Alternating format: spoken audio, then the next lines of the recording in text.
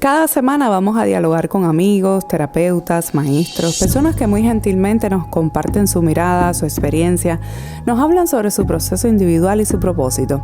Te invito a escuchar estas conversaciones y a recibir la luz de estos encuentros, a abrirte a nuevas perspectivas, a la diversidad de puntos de vista. Cuestiona, piensa y sobre todo dale la bienvenida a lo nuevo y a las dudas que puedan surgir, porque eso es señal de que algo dentro de ti se expande. Hola Julieta, ¿cómo estás? Hola, bien. Bueno, acá tenemos a Julieta. Ustedes saben, si escuchan el podcast hace tiempo por acá, que la tuvimos de invitada hace un tiempo. Y Interesante. ahora, sí, y ahora, y ahora en este nuevo espacio que tendremos los viernes, ella va a estar ocasionalmente por acá. Julieta, te agradezco que estés por aquí. Gracias a ti. Bienvenida. Julieta es astróloga, lleva años en un estudio y un camino, digamos que sostenido en el budismo Vajrayana o del camino del diamante. Es mi amiga además y me gustaría conversar con ella hoy, conocerla un poco también y que su experiencia en todo esto nos traiga un poco de luz. ¿Qué tú crees, Julieta? Julieta está en Chicago. Ajá. Bueno, no me he graduado de astrología. Cuando hicimos el podcast la otra vez, ya han pasado como 3 años, yo estaba empezando módulo 1, ¿no? La escuela donde yo estoy, una escuela argentina, la escuela de Eugenio Caruti, son 12 módulos para graduarse. Esto toma más o menos 4 años, 4 años, no es más de 4. Y luego hacemos posgrado, digamos, si queremos. Y bueno, estoy a punto de graduarme, me gradué este año, vamos por el módulo 11. Y cuando hacíamos aquella vez era como el inicio, ¿no? Yo me sentía completamente, no me sentía preparada para nada, ¿no? Para hablar de astrología.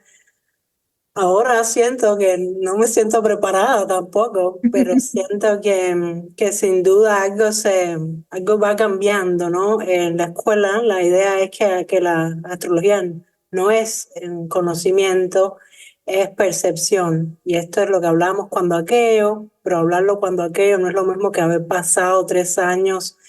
Eso es muy estudio intenso, digamos. Yo le dedico a veces 3 horas al día, 4 horas al día, a veces menos, ¿no? Pero Em, empezamos, qué sé yo, 50 y nos vamos a graduar del mismo grupo, si acaso 6, 7 personas, ¿sí? Es un proceso largo que hace que la gente se abrume, es abrumador, también es muy esclarecedor, ¿no? Y desde el budismo yo como que no tenía justificación para estudiar astrología, porque desde el budismo tibetano la astrología como algo predictivo no tiene sentido, no encaja para nosotros.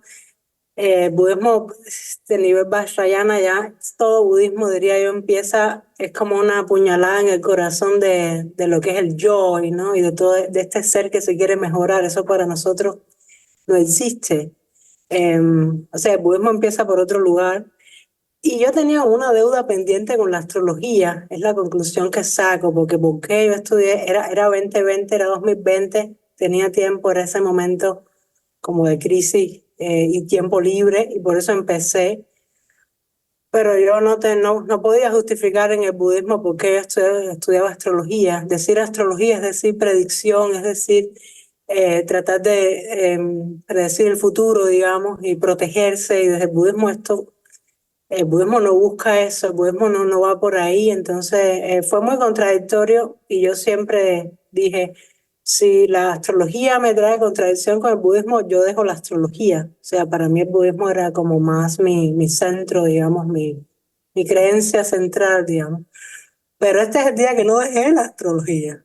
Digamos, seguí y me voy a graduar y una cosa sí es cierta, yo no creo que hubiera podido estudiarlo con nadie más que con la escuela de Caruti, porque yo fui a internet a conocer a Caruti a ver quién era, alguien lo había mencionado, y cuando vi las conferencias, digamos que tiene muy pocas cosas online, solo lo de la escuela, y cuando le invitan a conferencias, ha escrito 3 libros muy densos, muy profundos, ¿no? Cuando escuché lo que decía, era el único que me parecía que no hablaba del yo, de la manera en que hablamos del yo comúnmente en astrología. O sea, era el único que tenía como un puente con budismo. a mi entender, ¿no? Y luego me di cuenta que con mis compañeros de clase, ¿no? Son argentinos, todo el mundo estudia, algunos han sido chamanes, han sido terapeutas, son psiquiatras, o sea, es toda esta gente que está en búsqueda. Y yo decía, yo soy la única aquí que tiene una conexión con el budismo y me empecé a preguntar, pues empecé a pensar que quizás mi destino, que me pasó esto, que me toca hacer ese puente en mi vida, es ese puente entre budismo y esta otra cosa que es astrología. En ese sentido, ¿qué cosa es astrología para mí?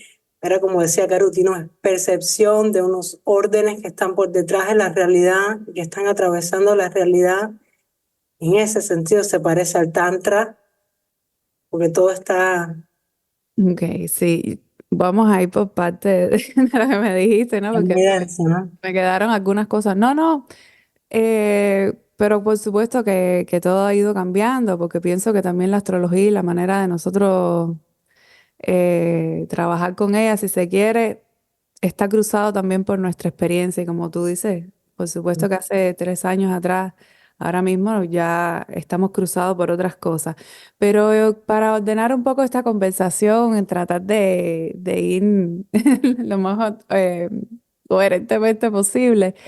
Me gustaría que nos comentaras acá, Julie, cómo llegas tú al budismo y sobre todo desde un lugar tan cerrado y con unas condiciones como las de Cuba. A mí, yo estaba, digamos, si tengo que mencionar algo, ¿no? Para hacer ese puente, ¿no? Es mucho Júpiter en la carta natal, ¿no? Es alguien que nace cristiano, con 15 años se pelea con el cristianismo, lo cual es muy típico, ¿no? Se queda un tiempo sin religión, sin sistema de creencia, eso para alguien con mucho Sagitario, mucho Júpiter es como gran cosa, ¿no? Y bueno, eso te obliga a tener que buscar. En Cuba habían pocas opciones. Diría yo que estaba lo yorubá, estaba el cristianismo, estaba el yoga, que yo había contactado con yoga, un yoga de la India, digamos que era serio, maestro de yoga muy serio. Y tenemos muchos libros, es lo que yo sentía en Cuba, había muchos libros de espiritualidad, pero había poco maestro, no había maestros que pudieran transmitir lo hindú y lo tibetano necesita transmisión directa, diría yo, y esto no era común en Cuba. Había un grupo de Zen, yo nunca fui, y luego, bueno, hago yo contacto con un grupo de budismo tibetano. Y era un momento que tocaba, digamos, no me acuerdo qué tránsitos habrían, pero era, tocaba para mí, digamos, encontrar un maestro. Yo sentí que yo encajaba perfectamente, que era lo que yo necesitaba en ese momento. Bueno, tomé refugio budista, que que es la entrada al budismo, casi siempre es mediante refugio budista, a uno le dan un nombre tibetano, digamos, para inspirarlo en búsqueda. Y es el nivel de budismo al que yo accedí, digamos, que era el que Cuba no tiene acceso a varios niveles de budismo, tiene acceso al Zen y a este budismo más directo, ¿no? Vajrayana es trabajo con, esto es lo que precisamente significa, es trabajo con mente, habla, cuerpo, con todas las experiencias de la vida, nada se queda afuera, no somos monjes, digamos, es una vida con todo. Inicialmente mucha práctica, digamos, el budismo es extremadamente práctico, uno tiene que sentarse a meditar horas y horas y horas para empezar a comprender de qué es lo que se tratan las enseñanzas y eventualmente llevar la explicación con la práctica y hace falta un maestro. Entonces, bueno, tengo este maestro. em, ¿Crees tú que este budismo sea una vía para el autoconocimiento? Mira, hay una percepción generalizada de que el budismo o que determinadas tradiciones que nos llegan de Oriente están muy enfocadas en, digamos, que en la iluminación, con desapegarse de la realidad y que la conexión que se busca con la meditación es el fin y no el proceso en sí mismo, ¿no? Por ejemplo, yo he escuchado a personas que no conocen sobre este camino, por ejemplo, en particular que tienen la idea, a mi entender, errada, que la práctica budista es dejar la mente en blanco o aislarse de la materia, enajenarse. Y yo conozco este camino y sé, pero ¿cómo tú lo ves? Y sobre todo, ¿cómo tú lo has experimentado? ¿Qué tú crees de todo esto?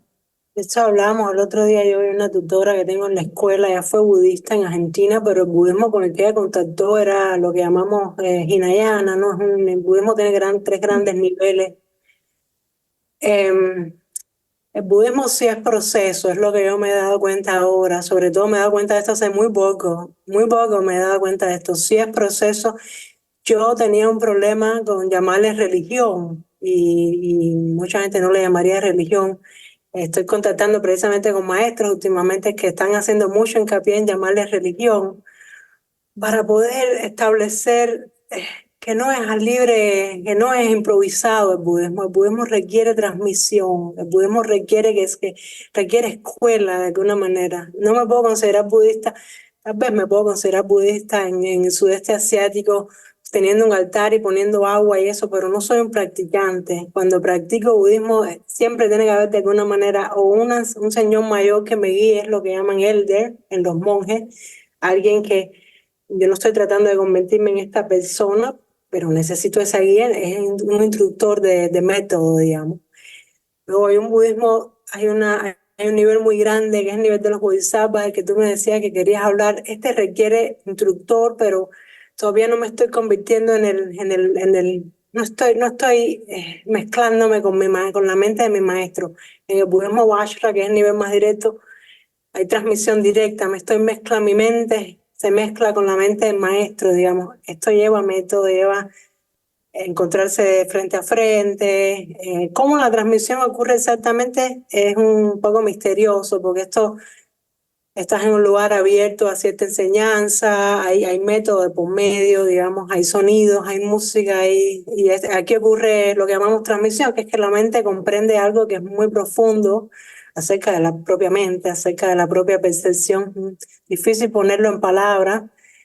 Esto es lo que llamamos transmisión. Hay un nivel de budismo que no accede a esta transmisión directa, es sentándose a meditar hasta que la mente se calma, digamos, que es lo que busca, que es lo que se llama pequeño nirvana, es una calma que ya uno está tan calmado que ya no puede ser perturbado. Esto le llamamos pequeña liberación de alguna manera. Luego es la iluminación, es una una paradita, es la antesala de la iluminación. Sin esta calma no se puede seguir viaje en el budismo, digamos.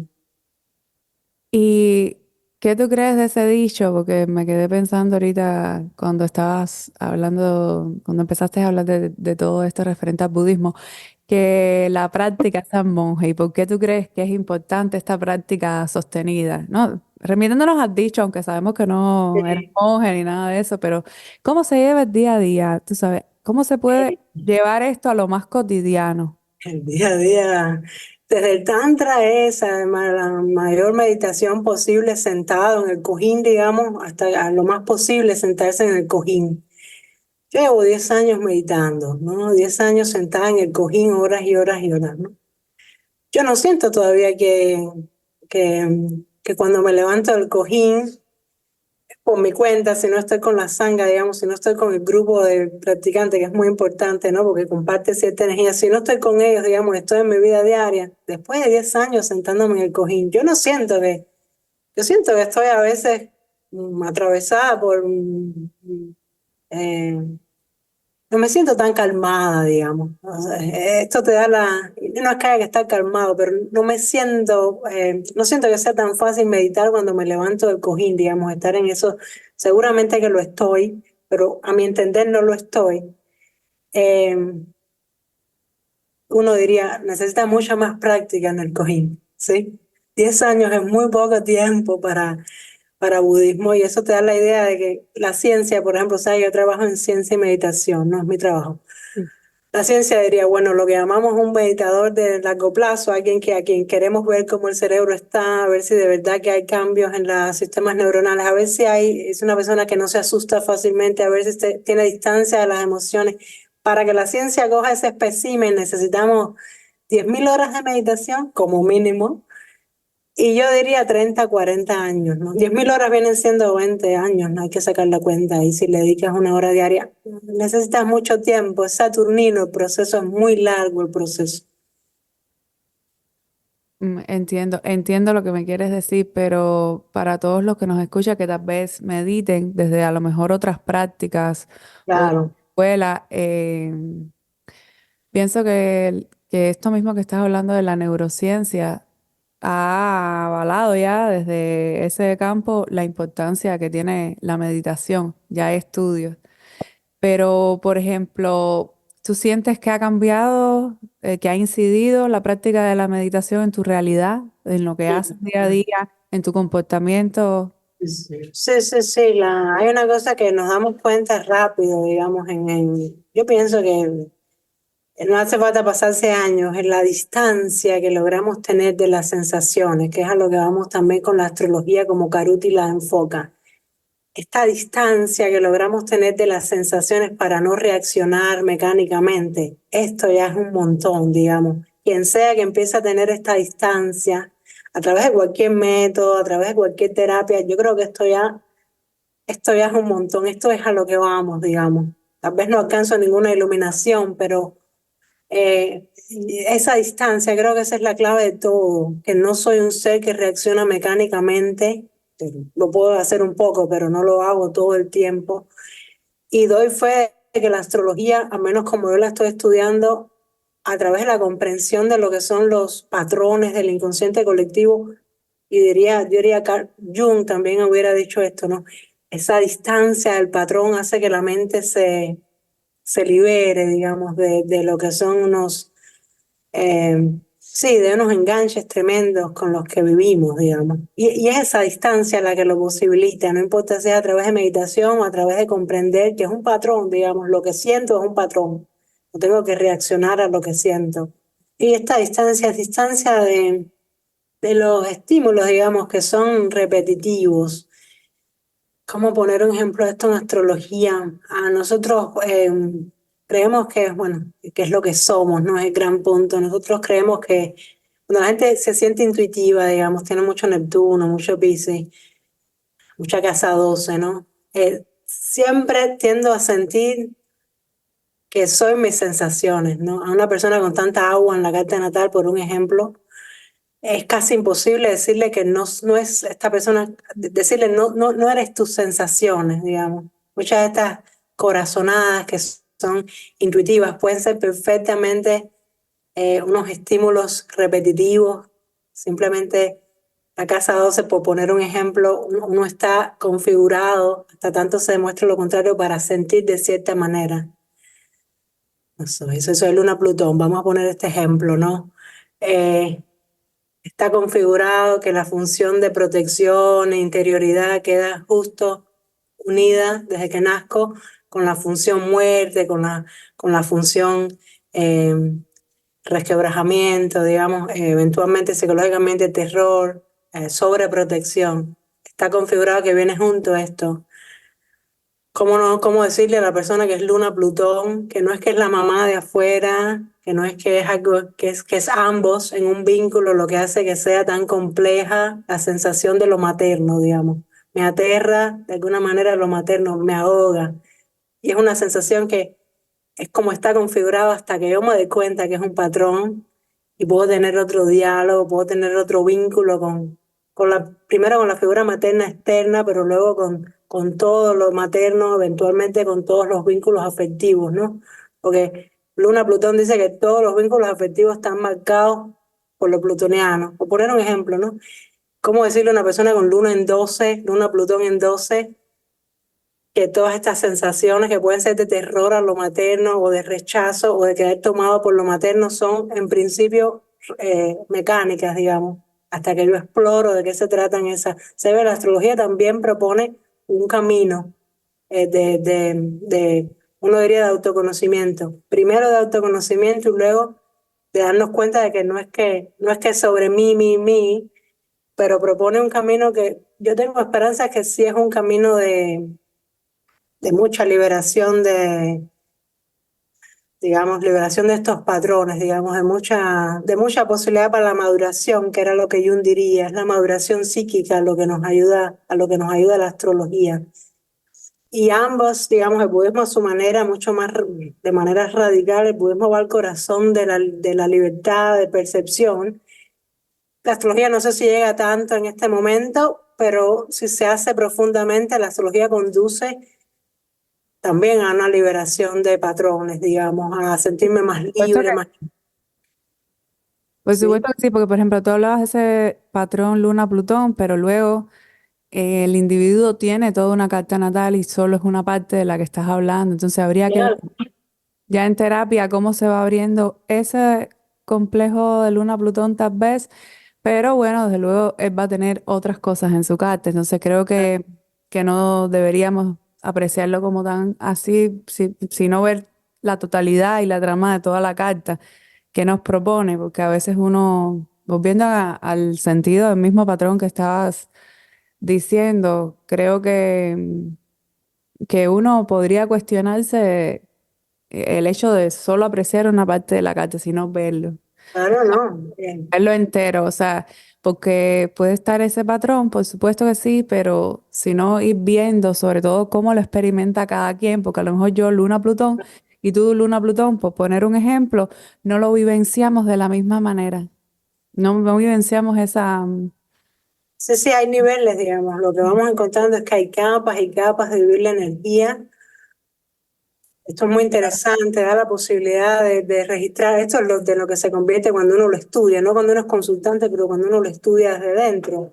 Nos damos cuenta que el que lo estudia, por eso sería mejor estudiarlo en este sentido, empieza a tener acceso a capas y capas y capas de sensación dentro del mismo símbolo. Ahora, ¿por qué no somos capaces ni como estudiosos de astrología de percibir total la carta natal? Porque no nos da la cabeza, no nos da el cuerpo para procesarlo todo junto. Por eso, como astrólogos, siempre vamos a tener que empezar por donde podemos. Esto es un sol, y ahí es donde estudiamos los otros núcleos, digamos, energéticos. ¿Cómo hago amistad? Soy Sol Saturno en Capricornio. ¿Cómo esa parte de mi código natal hace amistad con una luna en Piscis en 12? ¿Se ve? Hay algo extremadamente Parece, serio. Y estas dos partes están en el mismo código natal. por Incluso eso para te el digo. astrólogo imaginarse de qué se trata tener junto estas dos partes que no se mezclan. Psicológicamente no se mezclan, en el cielo sí se mezclan, digamos. Se ve, el trabajo astrológico no es fácil, aún siendo graduados, aún siendo... Bueno, y habría que ver psicológicamente si se mezclan o no, porque yo pienso que todo está Psicológicamente no mezclado. se mezclan. No, por eso hay que ir a niveles que son más profundos que el psicológico. Es lo que diría Sí, Cariti. sí, pero bueno, te digo, a mí lo que pasa, lo que me pasa con la astrología es que me cuesta a veces dar por sentado cosas porque luego desde la experiencia en la consulta, por ejemplo, yo he visto que la gente inconscientemente sí lo mezcla. Por eso te digo, no todo el mundo tal vez, pero eh, lo que sí me gustaría a mí es como dejar abierto eso, que la gente no entienda que por ser esto y esto es esto, porque esa es como una percepción. Que no se puede hacer, eso directamente Claro. no se puede hacer, porque no es cierto que esto es aquello. La astrología no es fórmula porque la energía no tiene, es lo que pasa con lo transpersonal, por ejemplo, no tiene forma lo transpersonal. Plutón no tiene forma en el inconsciente colectivo, toma una forma. ¿Qué forma le damos a Plutón si le tenemos que poner una imagen? Es una figura ominosa, oscura, negra, grande, es como un King Kong. Si tienes que pensar en cómo Plutón toma forma, en realidad una inteligencia que sabe dónde las cosas están estancadas y va allí y destruye formas viejas. Eso es lo que es Plutón, una inteligencia que es capaz de ir a lugares y destruir cosas que están enquistadas y dejar que la energía fluya. Eso tiene forma, eso es un personaje. Eso no es un personaje. La función muerte no tiene forma y se siente en el cuerpo cuando hablamos de esto. Hay que hacerle una, hay que hacerle un espacio tan lento a esto en el cuerpo. Urano otro tanto. Neptuno, otro tanto. Estos tres planetas, por ejemplo, la energía de estos tres planetas no tiene forma. Lo que le da forma a esta energía es la parte lunar del código natal. Es extremadamente complejo esto. Es algo en nosotros que quiere protección, que necesita protección. Lo que, por ejemplo, le da forma psíquica. Las cosas se me cierran en forma psíquica. Mamá es mamá, papá es papá, nené es nené, trabajo es trabajo. Se ve, vivo una vida, está llena de unos pequeños patroncitos psíquicos que es como vivimos, pero la realidad de la vida es que luego viene, tengo un tránsito de Urano, y Urano viene y me toca la luna natal, entonces yo siento que es que me quedo sin casa, sin protección. Realmente Urano viene para hacer un tránsito entre esa pequeña parte mía que está asustada y lo abierto y lo posible, se ve a lo que vamos, es extremadamente complejo. Hablarlo no es procesarlo. Procesarlo es pasar por experiencias que son desgarradoras, y que son maravillosas, porque cuando pasa el tránsito digo, pero es que esto era lo que era necesario para que yo creciera, para que viera, pero cuando me está pasando el tránsito de Saturno, es como, "Ish". Y hasta Saturno llega también, no solo los transpersonales, tránsitos de Saturno nos incomodan, no queremos que pase Saturno. Lo que tenemos que entender es que estos planetas y estos, incluidos Saturno y los transpersonales, ¿no? No es una cosa que está fuera, es una unidad, para el código natal es una unidad, no es el Plutón del cielo el que viene, es mi propia potencia la que viene. Se ve esto es supuestamente, suficientemente complejo. Ahí donde Sí, hay... ya eso es ya más específico de astrología, pero me gustaría volver a lo que estábamos hablando en un inicio de budismo y después vamos a retomar con la astrología, pero como para no dejar ese tema ahí colgado. Tú estabas hablando al inicio, hay cosas que se me van quedando, ¿no? De las cuales me gustaría hablar por acá. Y por ejemplo, estabas hablando del budismo tántrico. Me encantaría que nos compartieras por aquí desde tu experiencia también, porque hoy día yo creo que se asocia cuando uno oye hablar de tantra a a otra práctica. Se le da como otra connotación, tal vez más sexual, y yo creo que hay un desconocimiento en general de qué cosa es el tantra y de dónde viene. Si tú nos pudieras arrojar luz sobre eso, ¿qué tú crees que es, bueno, qué tú crees no, que es el tantra, que sabemos, bueno, yo sí tengo conocimiento de todo eso, de lo que es, pero me gustaría desde tu punto de vista que nos compartieras acá. eh, ¿Qué cosa es el budismo tántrico? Y bueno, lo que quieras tú comentarnos, porque yo creo que hay como un malentendimiento con eso. Hasta donde sabemos, bueno, antes que el Buda Shakyamuni, ¿no? Que es el Buda que nosotros le llamamos el Buda, ¿no? Este personaje. Sí. Eh, Antes de que el Buda existiera, digamos, y pasara esas enseñanzas que son algo que él descubre, ¿no? Él está dentro de la cultura hindú ya tenía tantra, ya tenía niveles de enseñanza tantra, hasta donde yo entiendo. O sea, por seguro tenemos tantra hindú y tantra budista, digamos, y los dos usan diferentes sistemas de energía, canales de energía en el cuerpo, usan dos sistemas distintos, pero ambos usan sistemas, canales de energía que son invisibles, por supuesto, no salen en una radiografía estos canales, digamos, son sutiles, son del cuerpo sutil, digamos.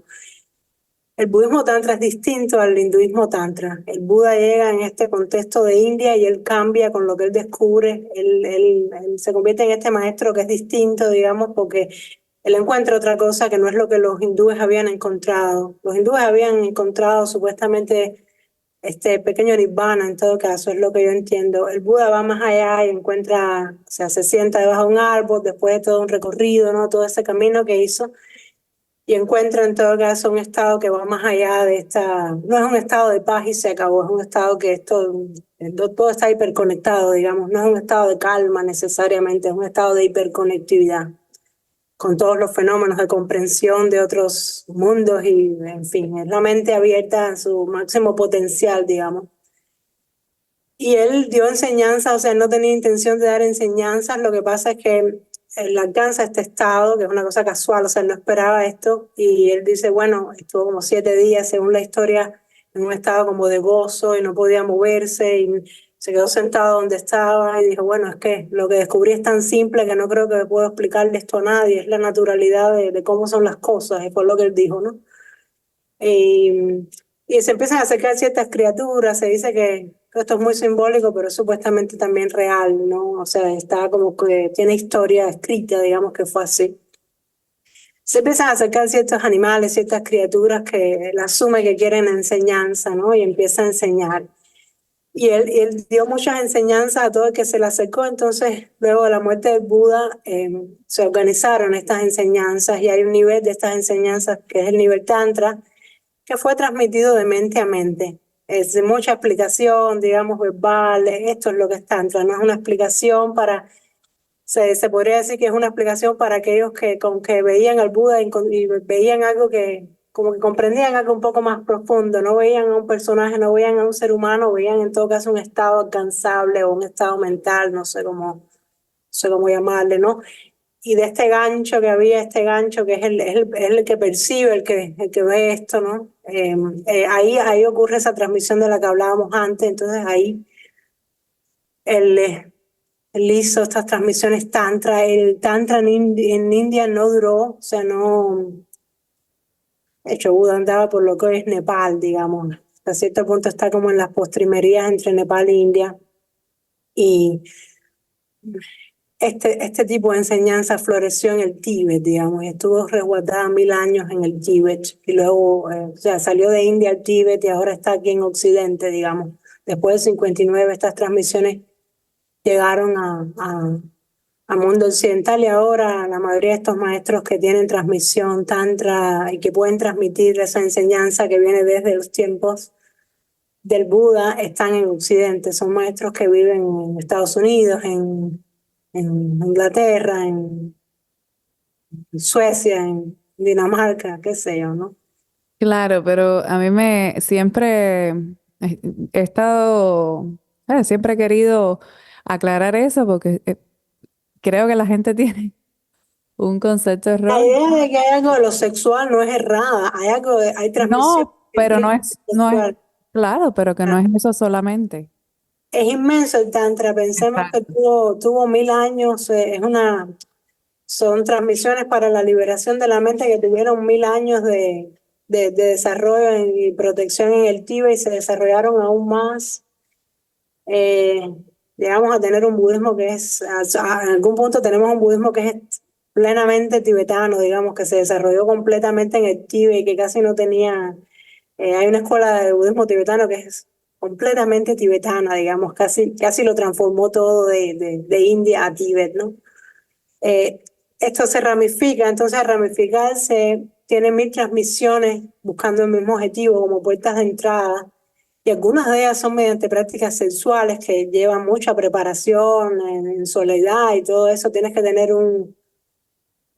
contacto, o sea, el contacto sexual es una manera precisamente en esas transmisiones de alcanzar ciertos estados y permanecer en ellos y tienes que tener un partner, tienes que tener una persona que esté al mismo nivel de alguna manera psíquico, digamos, mental para practicar esto. O sea, requiere tantas características que no es muy difundido porque es que es muy difícil.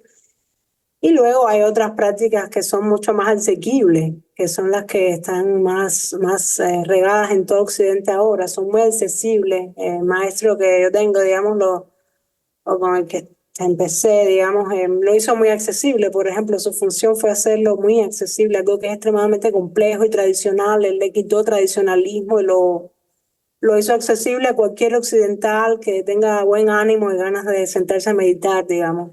Sin muchos requerimientos, no tenía casi requerimientos, digamos. Y tú pudieras hablarnos brevemente de cuál es la función del mala. Estoy hablando de cosas que la gente más o menos conoce o por lo general cuando escuchas budismo se asocian. Entonces, la función del mala, del yapamala, o sea, del collar de la meditación, que Claro, se utiliza para la meditación, muy brevemente, porque yo veo que muchas personas que hacen yoga o meditan lo usan estéticamente como claro. como una señal de espiritualidad, entre comillas. ¿Qué crees de eso? ¿Crees que por llevar un mala colgado tipo collar, eso Bueno, eso es lo representa que nosotros llamaríamos materialismo espiritual, ¿no? Que más es como allá? Ajá. que hay algo que se cosifica de todo esto, ¿no? Y bueno, pues, plena y simple y llanamente merchandising, ¿no? Merchandise, luce bonito, es un rosario, es lo que es, o sea, no es un rosario porque no es exactamente como el catolicismo, pero Sí, es pero para que no se comprendan. un contador de mantras, digamos, es para contar mantras, es una herramienta para contar mantras en prácticas que requieren conteo, para ir acumulando cantidad de mantras que necesito, digamos, en parte del entrenamiento. Como lucen tan bonitos y son hechos de cuarzo y el Tíbet tiene tantos recursos naturales y los mantras siempre, los malas siempre fueron hechos de cuarzo, de cristales, de madera, de piedras semipreciosas, qué sé yo, bueno, es lógico que a la gente le guste yo tengo uno de perlas, por ejemplo, por supuesto, es como un collar si lo quiero llevar. No, yo no lo llevo nunca, pero entiendo que la gente lo ve bonito, ¿no? Como, claro, En Claro, realidad es una herramienta, o sea, se suponía, en la parte tradicional, por ejemplo, algo tradicional, se suponía que un mala no tenía que ser bonito, tenía que ser algo que, ¿cómo funcional. era? Había un cuento que, esto es muy simbólico, había un cuento que decía, el mala tiene que ser tan fuerte como para sacar a alguien que se está ahogando de un río, una cosa así, era como que es algo Sí, que se funcional, supone que sea duro, no se supone que sea, pero si a la gente le gusta, claro. Pero bueno, quería más o menos hablar sobre eso, porque también veo que hay como, es como una tendencia, y bueno, no tiene nada que ver con eso. Se supone también que tiene que ver con la mente de Buda y otro tipo de cosas. O sea, es como que viene de allí. Pero es que yo creo que, bueno, imagínate, en esta era como la actual, también me gustaría preguntarte si tú crees que, que el budismo ha cambiado o si se mantiene apegado a la tradición, por lo menos este camino, o si crees que en Occidente o la práctica en Occidente es diferente. bueno, lo que nosotros pensamos de esto, ¿no? Lo que yo estoy viendo de esto, ¿no? En redes, aquí, allá. Como todo fenómeno, digamos, esto lo vamos a estar viendo también con los tránsitos fuertes que nos van a estar ocurriendo pronto en el cielo y todo eso de lo que querías hablar. Siempre que hay una ruptura o que hay un cambio tan radical en algo que tiene tradición, como los tibetanos vivían, fueron 1000 años cerrados en un lugar sin acceso, practicando estos métodos, digamos, y luego hay esta ruptura cuando China viene, irrumpe y hay esta ruptura, ¿no? Para los tibetanos es nuevo, ¿no? Ellos nunca habían salido al mundo exterior, es nuevo el mundo exterior, y bueno, muchos vienen a Estados Unidos, esto es totalmente en un lugar a mí, no es nada que ver contigo, era como el espectro completamente opuesto, con sociedad de consumo, eh, qué sé, o por poner un ejemplo de algo que me llama la atención, la diferencia cultural es inmensa, ¿no? Ellos no tienen en su vocabulario la palabra por qué. Ellos no Wow. preguntan por qué. ¿Ves esto que es muy simpático? Nosotros siempre es por qué, incluso en las búsquedas espirituales es por qué esto es así, por qué, cómo puedo arreglarlo. Ellos jamás preguntan por qué, ellos quieren saber cómo y qué hacen las cosas, pero por qué no existe, digamos.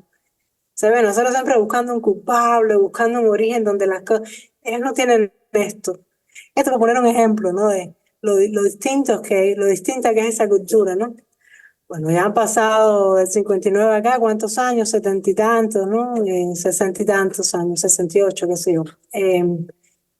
Ha habido de todo, ¿no? Lamas que han sido reconocidos como altos lamas y están en Occidente y son nacidos aquí, han dicho quiero jugar fútbol, quiero tener una vida, no quiero dar enseñanzas. Y han tenido una vida privada y no han querido dar enseñanzas. Otros que han hecho el budismo súper accesible, como este maestro con el que yo empiezo, ¿no? Lo hace todo súper accesible, lo hace súper abierto, funda centros con gente que quiere hacerlo, se fundan 700 centros alrededor del mundo, crece, crece.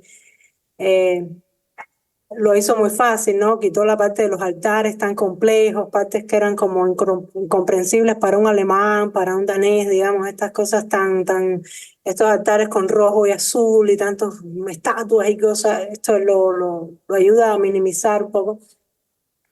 Y también estoy viendo lamas que son muy inteligentes y muy reconocidos, que están diciendo hay que hacer una cierta vuelta a lo tradicional Mm, porque nunca se hizo la transmisión de la manera, hay ciertas maneras en que la transmisión ocurría en Tíbet, era cerrada, era tranquila y era conociendo al maestro profundamente, entonces esto es necesario. Es como a gusto del consumidor, lo que uno diría es, todos estos practicantes se benefician de meditar, eso lo sabemos, una manera de medir si está funcionando podría ser si la gente. Sí, hay seres que están alcanzando la liberación, digamos, si esto fuera medible, hay maneras de más o menos saber que hay personas que están meditando en Occidente y están llegando a los mismos resultados que se llegaban en Tíbet, bueno, entonces funciona, digamos. Se ve lo que quiero decir, es muy difícil saber si está funcionando en el sentido en que los tibetanos, pero los tibetanos no sé hasta qué punto juzgan eso, porque ya estamos todos aquí, entonces estamos todos del lado acá, entonces ahora hay que hacerlo funcionar. Y por supuesto ha habido también corrupción como en toda religión y ha habido casos de confusión, que si el maestro se aprovecha de mí y estas cosas que siempre han ocurrido, ¿no? Que el budismo no está exento de esos escándalos, tal claro. vez no tan graves como el catolicismo, pero el budismo no está exento y un practicante serio no tiene que ser maduro, digamos, en el budismo. No puede, si está demasiado lunar en el mal sentido, cae presa de cualquier confusión, como pasa siempre.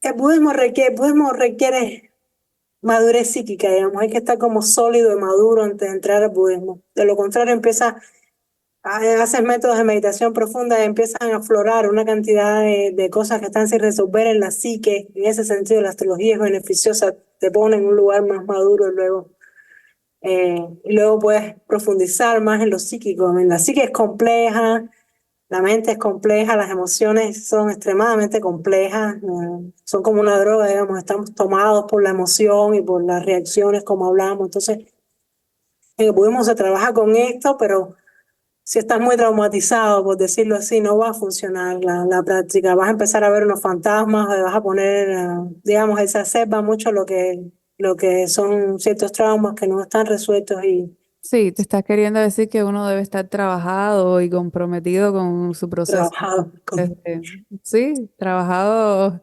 individualmente, ¿no? Sí, yo diría madurez psíquica, ¿no? Y eso no Ah. es fácil. O sea, yo no clamo que yo tengo madurez psíquica porque soy budista, por ejemplo. Sí, pero bueno, a lo mejor, por llamarlo de alguna manera, estar como comprometido con ese proceso de individuación, con ese proceso individual.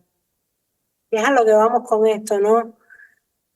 Si algunas de estas terapias que están de moda, se tengan el nombre que tengan, porque yo casi no las conozco, como budista yo no hacía terapia, jamás hice terapia, sentía que el budismo se iba a ocupar de todo, pero terminé haciendo astrología. Entonces, bueno, había algo que quería profundizar ahí, no sé por qué, y me ha servido.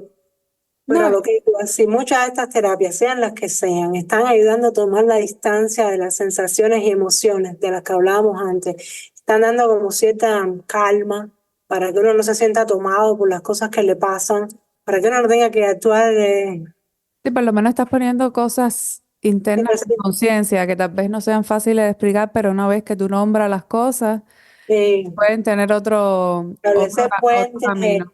Yo establecer sé. puentes entre lo inconsciente y lo consciente, digamos, cosas que me pasa que las sufro, las padezco, y es porque no comprendo que me corresponden, digamos, si las puedo comprender de alguna manera, sea conversando, sea a través de experiencia, bueno, ya eso es una ayuda. Sí, desde luego. Y por ejemplo, Julie, entre tantas miradas diferentes que tiene la astrología, ¿qué te hizo que comenzaras a estudiar astrología de un corte más psicológico, humanista, como dices tú en Casa 11, que es la escuela de Eugenio Caruti, que es un autor que tú mencionabas y es alguien que yo creo que, por lo menos en idioma español y pienso que en otros idiomas también, es un autor bastante importante, alguien de obligatoria visita en cuanto a sus textos y tal.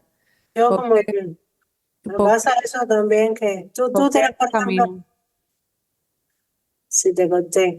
Yo sé que tú tienes mucha, como ejemplo, que fuiste por años a libros y al internet, a todos lados, y tuviste mil referencias rudias de todos los otros astrólogos que son muy importantes en el mundo de la astrología, de que hacen el paso de la astrología clásica a la astrología más contemporánea. Yo diría que lo que a mí me llamó la atención de Caruti, sin yo conocer a Rudia, sin yo nunca leer a Alice Green ni nada de esto, era que yo veía en las conferencias, o sea, me daba cuenta de que él hablaba de un nivel energético, de un nivel que va más allá de lo meramente psicológico. Entonces, yo sé que todo el boom de la astrología en el siglo XX, e incluso ahora, esa unión, esa amistad entre la astrología y la psicología, que está rampante, todavía está en las redes, todavía es la astrología más común, digamos. Y no sé si da resultados o no, parece funcionar, a la gente le gusta. Eh, Tiene sentido. Eso depende de la manera en que uno la aborde. Por ejemplo, la Claro. astrología en que me enfoco yo es un corte más terapéutico, ¿no?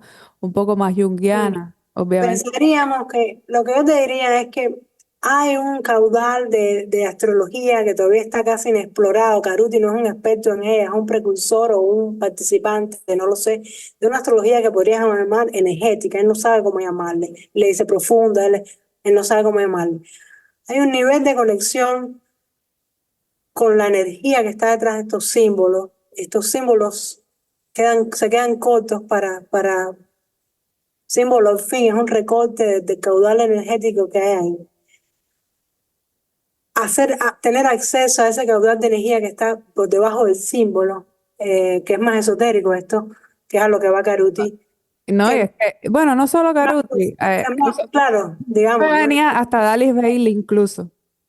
Seguramente porque lo que yo pienso, a ver, esto no es nuevo, digamos, Claro. esto es de hecho antiguo, pero no se ha explorado a profundidad, o sea, no conozco a más nadie, yo no conozco a más nadie que No, le hay ponga poco. palabras. Yo pienso que astrología hay muy poca investigación, hay mucho todavía Este nivel es que un nivel que investigar. nosotros sabemos, o sea, nosotros intuimos y sabemos, y Garuti sabe esto, cuando uno está liberado de lo que es, y esto no es fácil de hacer, digamos, pero cuando uno está, digamos, al tanto, no sé si decirle liberado, al tanto del patrón y como que comprende el patrón a fondo de lo que es el símbolo y se relaja, se revela un nivel de información, el zodíaco es una matriz de piscinas de información, digamos, se revela un nivel de información que es más profundo que estos pequeños símbolos eh, que están desconexos, digamos. Un ejemplo de esto es Escorpio, ¿no? Vamos al signo de Escorpio y encontramos cuántos símbolos.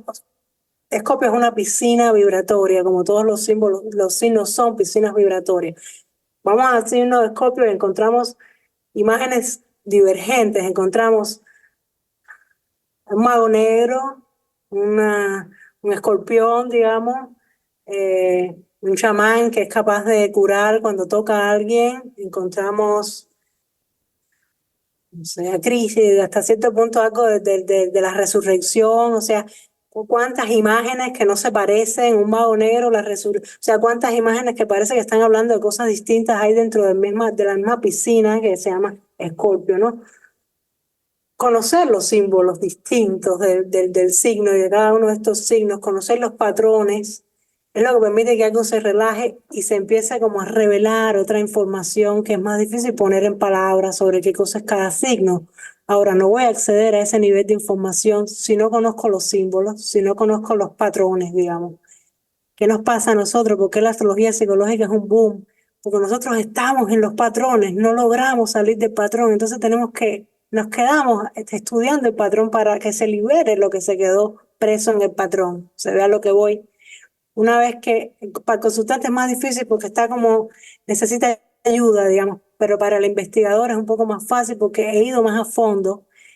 Entonces me empiezo a relajar y el zodiaco como matriz empieza a revelar una información que es de interconexiones entre estos 12 signos, digamos.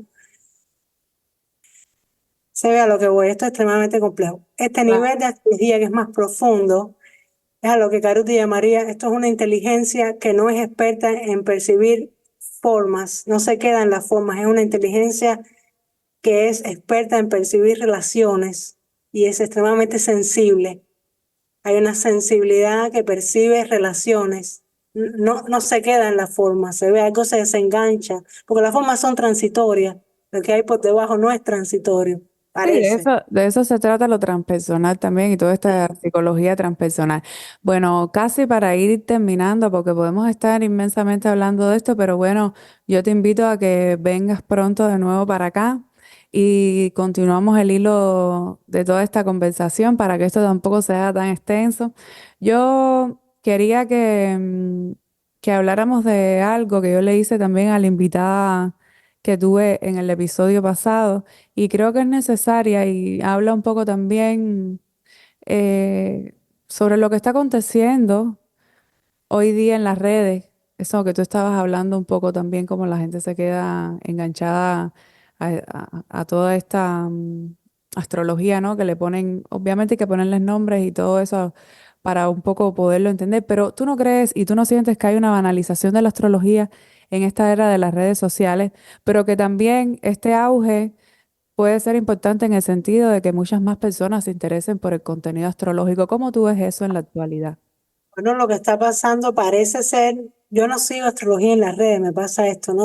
Ajá. Yo estoy No, estudiando hace años en solitario, bueno, con mi grupo, pero muy cerrado porque es extremadamente complejo, yo digamos. tampoco, pero sí veo como personas a lo mejor que yo sigo en Instagram o en Facebook comparten muchas cosas, comparten que si horóscopos, que si cosas como con muchas recetas, como todo muy... Hablamos de nueva era, que es algo que viene de los 60, ¿no? Se está hablando de la era de Acuario, la era de Acuario.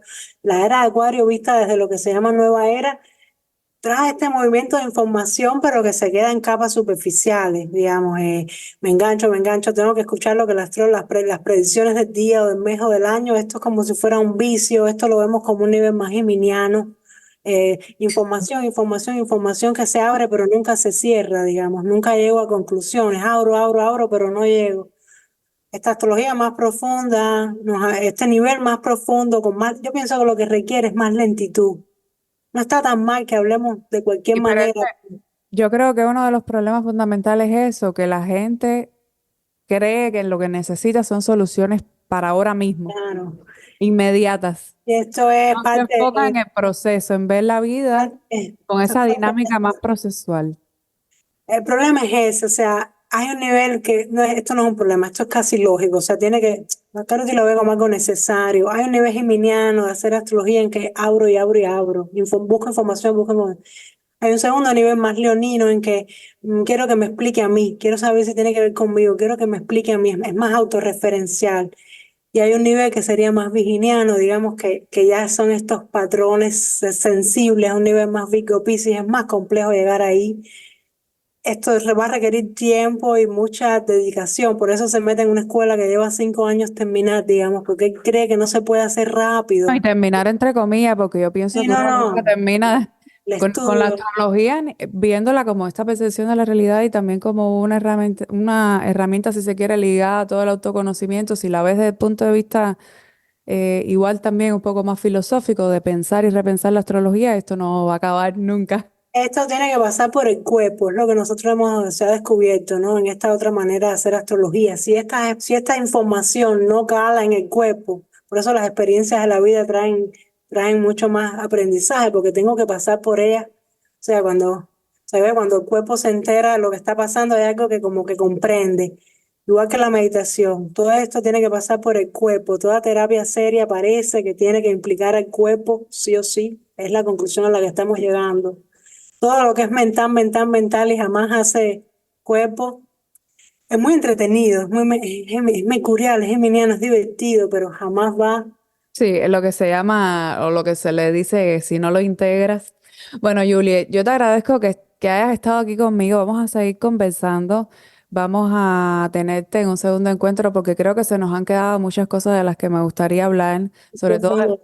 sí, sobre todo ya hablando de tránsitos del año, me gustaría también conversar contigo. Voy a hacer lo posible porque estén otros astrólogos, otras personas que piensan también la astrología acá conmigo y me gustaría hablar también del tránsito de Plutón en Acuario y todo eso. Así que quedamos pendientes para la próxima, para que tampoco esto sea tan extenso. Te agradezco mucho que hayas estado aquí Gracias a ti que estoy compartiendo algo, si no, no comparto nada cuando me y vamos gradué. a seguir Y compartiendo porque creo que tienes eh, mucho para aportar. Así que bueno, te agradezco. Creo que sí, como todos, como todos. Así que bueno, gracias. Te mando un abrazo grande y pueden seguir y encontrar a Julieta como Julieta Vigueras. Le voy a dejar toda la información de todas En maneras. Instagram es donde único, pero hace tiempo Sí. no posteo. Si vuelvo a postear, postearé en Instagram solamente hasta que me gradúe. Cuando me gradúe quizás comparta más y solo aquí contigo, digamos. No voy a hacerlo por mi cuenta por ahora, digamos. Eso sí les digo. Bueno, está bien. Aquí el espacio sabes que está abierto. Te mando un abrazo y nada, no olviden suscribirse a podcast desde donde lo escuchen y comentarnos. Nos pueden, cualquier duda o comentario, también contactar. Un abrazo grande. Gracias.